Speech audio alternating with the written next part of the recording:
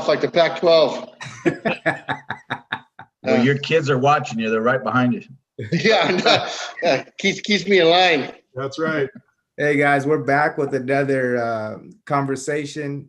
To me, I look forward to these days here, and so being able to get on with our coaches and really being able to say like, how's everybody doing, and then be able to share. And so here we are on another Tuesday, our first Tuesday of the year, but today we actually have a guest on. We're welcoming in a local guest, Coach Marty Martin, to just kind of get some conversation started with us.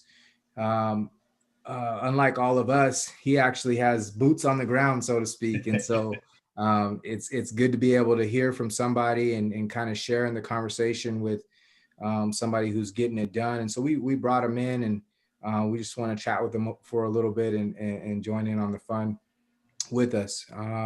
So Coach, you want to just introduce yourself for us, and then after that we're going to grill you really good. All right, sounds good. I'm glad to be here, and thank you for the opportunity to be able to spend some time with you guys this afternoon. My name is Marty Martin. I'm the assistant head coach at Tulare Union High School, and I teach PE and Avid there. And there's nothing more exciting than having 57 kids, freshman kids, in a PE classroom on a Zoom meeting. Yeah. So that's kind of where we're at right now. All right. Hey, so we kind of want to talk about this, I guess, as a group, but I want to, these couple of questions I would like for you to lead us, Coach Martin. Okay.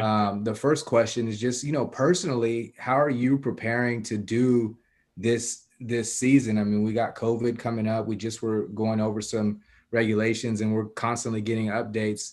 What are you doing to prepare for this? And then after that, coaches will follow up. Well, the biggest thing is you just got to kind of be flexible. I mean, because it's a fluid thing. It changes, very rapidly. And so what we have tried to do is we have an 8th period class for our football kids. And so we split that up into offense and defense. And so up until we could start practicing right before the break, we would go through things through install stuff. We would do some workouts. We would do things obviously through Zoom. And then once we were able to start practicing, I mean, you can practice, but you really can't practice because you have to stay with just your group. And then if you bring anybody together, the defensive linemen have to be at least six feet apart. The linebackers have to be 6 feet back. Everybody has to be separated. So you can go through some alignment stuff and things like that, but it's just really a bizarre time. I mean, that's the only way I can say it. I mean, you just got to kind of do the best with what you have and what you can do. I mean, staying within the guidelines, understanding that everybody else is having to do the same things too. So it's not like anybody's going to gain an edge on you, right? Because they can't.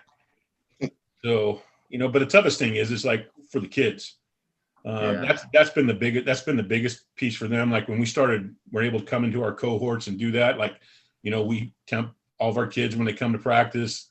I have a little gun. We temperature every one of the kids that come, every one of our defensive kids that come, and but just to be able to see them. I mean, that's been the craziest thing. I mean, like I have 2 freshman PE classes. I may go through a whole year and never met one of those kids in person. Only on a Zoom meeting. It's just crazy. So you got to try to be creative. You got to try to go out of the box a little bit, right. And try to find ways to connect, because you can't, like, even when they're there, you can only knuckle them. You can't give them a hug. You can't do any of that stuff. It's just crazy. I mean, that's the only way I can put it. Right. So no 7-on-7 or anything like that, Marty? Can't bring them together at all, huh? No, they had a section. They had a spot. It was probably about 2 weeks before Christmas break that our district said you could do a 7-on-7, and then we had a breakout, and so they said no mas. So, it's like I said, it's crazy, but at least we get to spend some time with the kids, and we get to coach them a little bit and have some interaction with them and things like that. I mean, for me, that's big. Yeah, it's huge.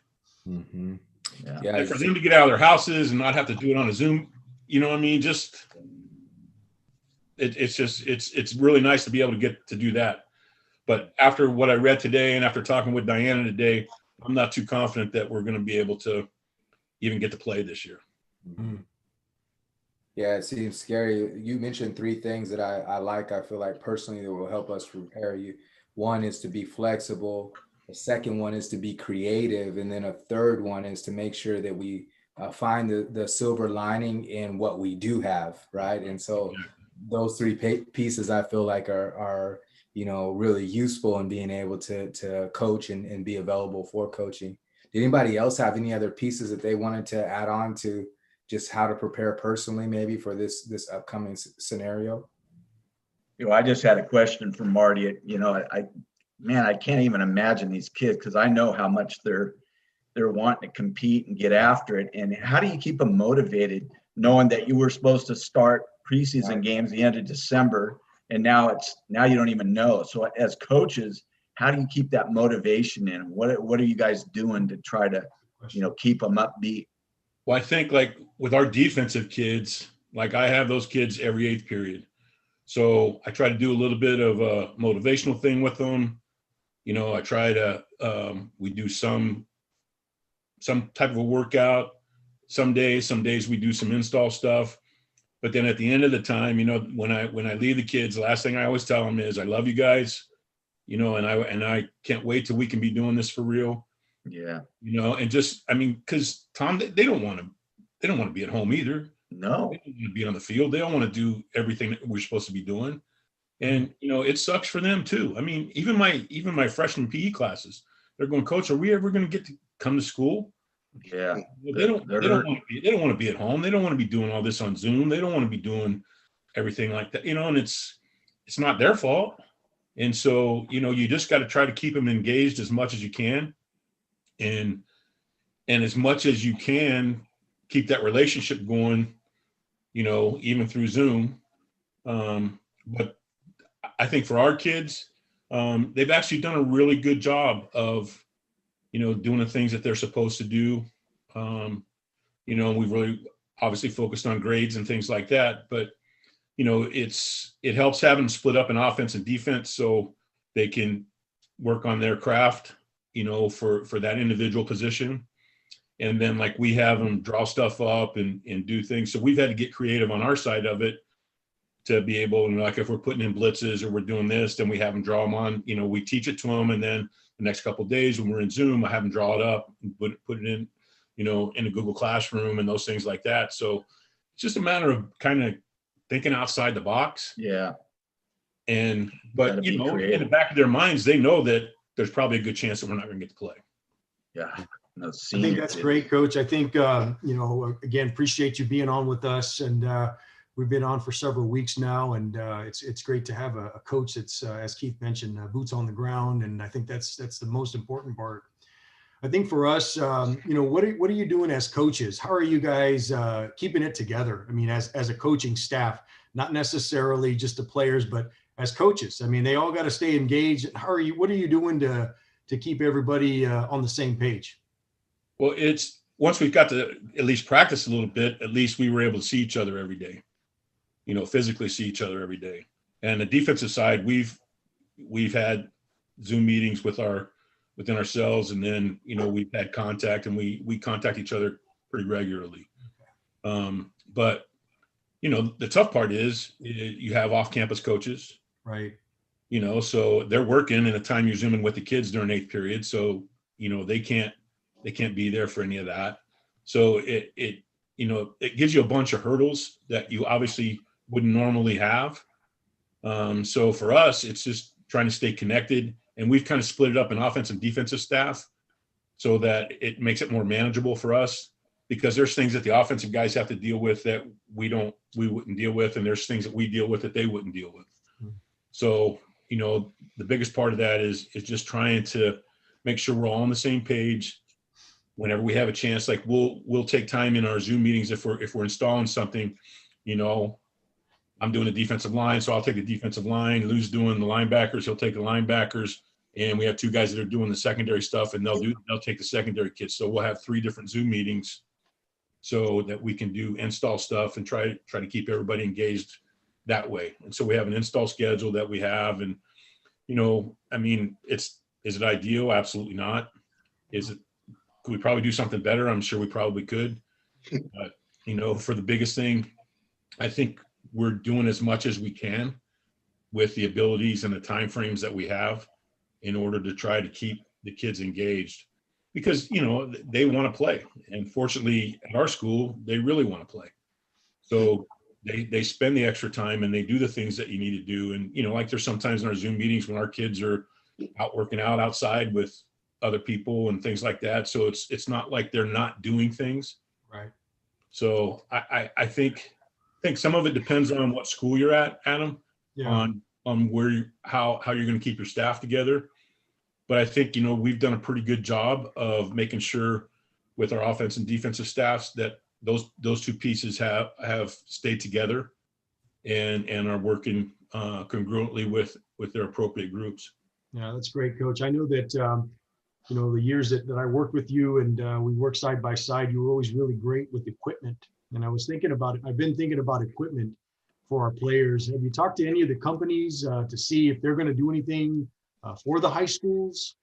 I know we have to recondition our helmets and shoulder pads every year, but I was kind of thinking about, I wish these companies would come up with something kind of, a protection shield for the helmets or anything like that, because I really believe that schools and our public health here locally would probably want to step in if we were to do more.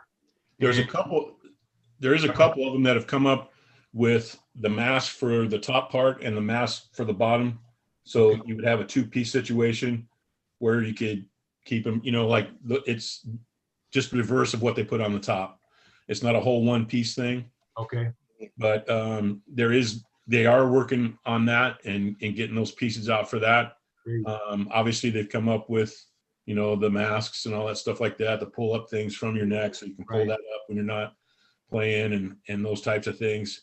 So it's that part's a work in progress too. I mean, the crazy thing for me is all the Texas, all those schools back east that have been playing and they haven't had any issues and things like that. I'm just thinking, why? What? California. Yeah, exactly. Yeah. That's crazy.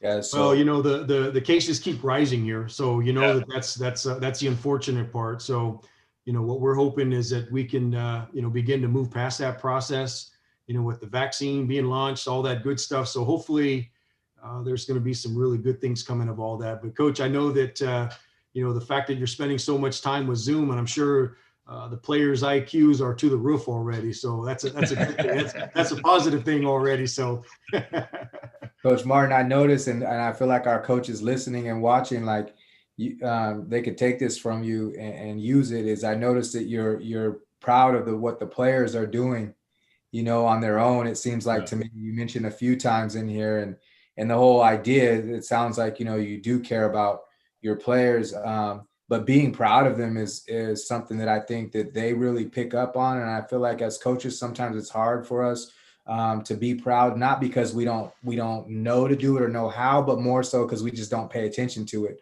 But it's a really useful trait that I'm seeing that you have.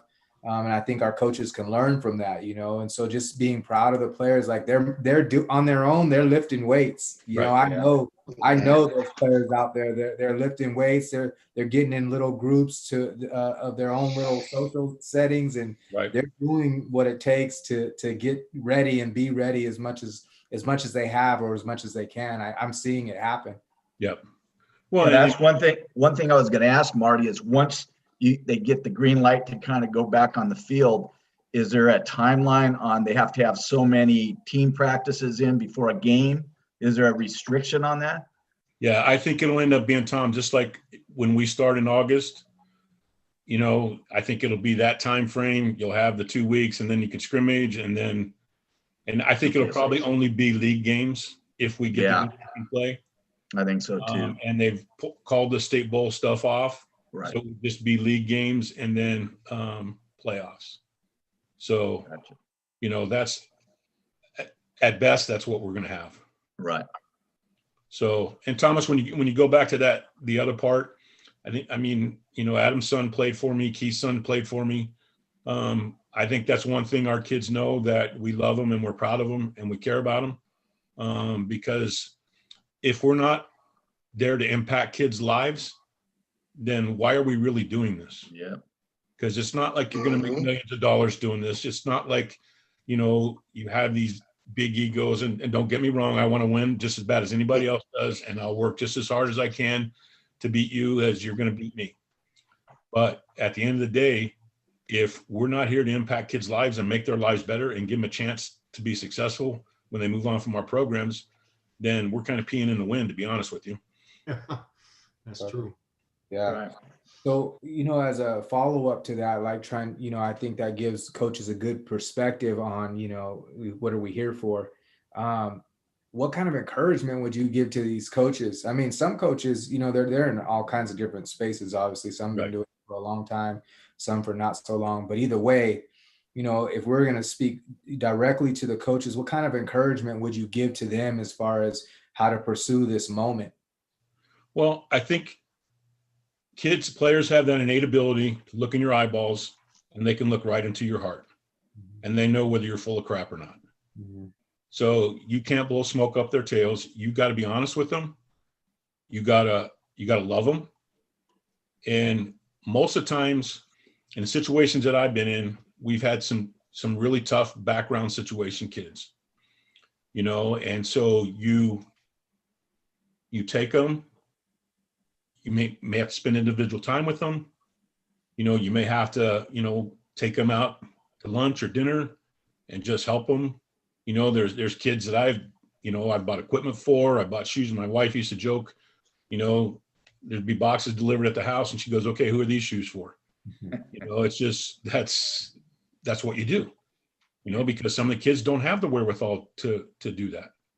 Some of our kids come from some really, really crappy home situations, where if both parents are there, it's usually a dysfunctional situation, and socioeconomically they got nothing. So for us to be able to help supply some of those things, and I mean, like when we're not in school, we have kids that don't eat. I mean, fortunately through this, they're supplying meals and everything for the families, for those kids and everything. But when you have kids that don't eat, and when we're not in school, I mean, that's a big deal, man. And so they got to know that, somebody cares. And once they know that, then I think the other piece of it comes pretty naturally, because kids want to be loved. They want to be loved. And very few times in their lives is there a male figure in the right way that tells them he loves them and puts his arm around them and encourages them and helps them do the right things. Good point. Good point. Yeah, well said, Coach. Anybody have follow up for that? You guys No, all. I just, again, what I'm excited about, Coach, is just the fact that there could be a season. I mean, I'm pretty optimistic. I always feel like there's a way to do this, and I believe that Tulare Joint Union High School District has always found a way to get it done. Right. And what I was thinking is like, what could coaches do? I mean, I know we got to go through the governing board. Every district has their board, and I know there's got to be some approval from public health and all that. But I'm already trying to figure out ways that just as in our conversation today, and how we can make it work. Because I would love for these students to have an opportunity to play and have a season, even if it's 4 games, even if it's 2 games, whatever it may be. I just feel like it's important, because there's a lot of folks in public health that may or may not know what's happening at the district level. They're responsible for over 400,000+ people here in Tulare County. Right. So what could we do to educate them? What could we do to educate public health? I think about protocols. I know that every district has their own protocol. Right. And I think for the first and foremost, I really believe that we need to have, everybody needs to be on the same page when it comes to protocol. So what are some of the protocols are you using with your staff there, Coach? So, well, we have to be in our cohorts. You can't have any more than 16 in a group. We check their temperatures every time they come to practice. We ask them if, have you been around anybody that's had it? But, there's a whole list of questions, 4 or 5 questions, same things they ask us every day as teachers when we go on campus. So, I mean, that part of it is the same.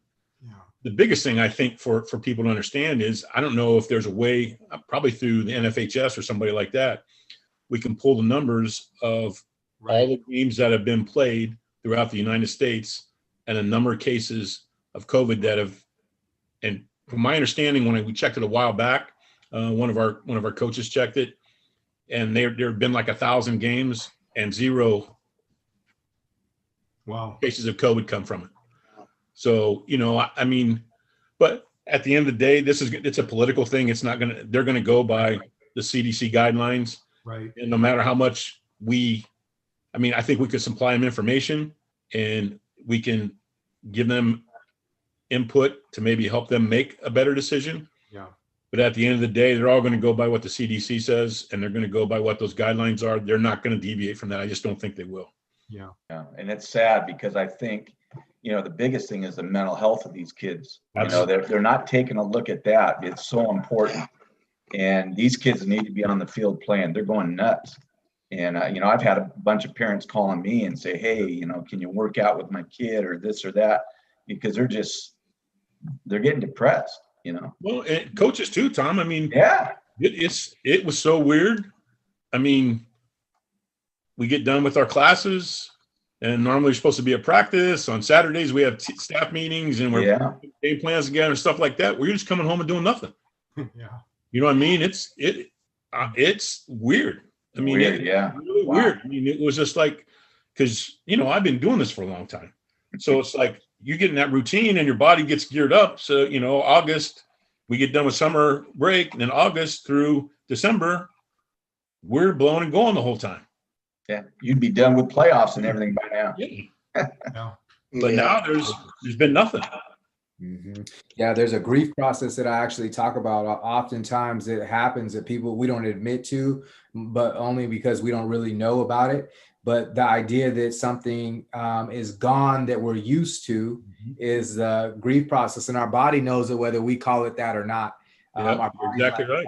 I don't know how to be in this situation, and so you're right about that. The depression pieces, you know, they go up whenever we get out of our routine. So. Yeah. That's a great way to put it, Thomas, too, the grief process, because that's exactly what it is. Mm-hmm. Yeah. And I think that's the reason. So we talk about like service and love and those kinds of things. And that's the reason we implement those as coaches, is because the ability of us to give service and to love others helps to bring back what it is that we need to be ready, so that whenever it comes around, we don't have to get ready. Right. So I think that's a really big deal. For us to be able to acknowledge that and be able to say that, it's hard for us as coaches as much as everything, and that we appreciate how the players are doing things with the way that they're doing things. Right. Well, Coach Martin, we really appreciate you coming in today and hanging out with us. You guys must have been pretty low on the guest list. No, actually, you know what, Coach? You're the first one. You're our first one. We wanted to start out again, as I shared with the group. You and I worked together for years, and setting up a culture, that's one thing you've always been very good at doing, Coach. And that's why I felt like it was important. Coach Buckley, he was my baseball coach along with Keith. He coached us both up, and he's been part of our company and working on various projects. And this whole Coaches Conversation Cafe really was an idea that Thomas and myself had talked about. And we felt like it was important, it was needed, because again, the standards of practice in terms of coaching, right? We talk about coaching, really trying to raise those standards, whether you have walk-on coaches or you have coaches in general. So this really has really taken off, but again, you were the top of the list in terms of who we invited. So we're very strategic on who we invite. And of course, the work that Keith and I did when we were coaching there at Whitney, and just being able to kind of carry it on, but really raising those standards when we look at student athletes, when we look at coaches, connecting with parents. So again, like we said, thank you very much for being a part of this. It was an honor for me to do it, and I appreciate you asking me to do it. Thank you. Great. Guys, we will be back again next week with another Coaches Conversation Cafe. Man, keep doing what you have to do to get through these times as a coach. It's not easy. All five of us, Coach Martin, I'm gonna even put you on that list. You know, if you guys need to reach out and have discussion, or you need something specifically that you're interested in hearing about, we're with you. We're 100% on board. I think no matter what happens in this scenario, as long as we stick together, we are going to be all right. You guys have a good afternoon, and we'll talk.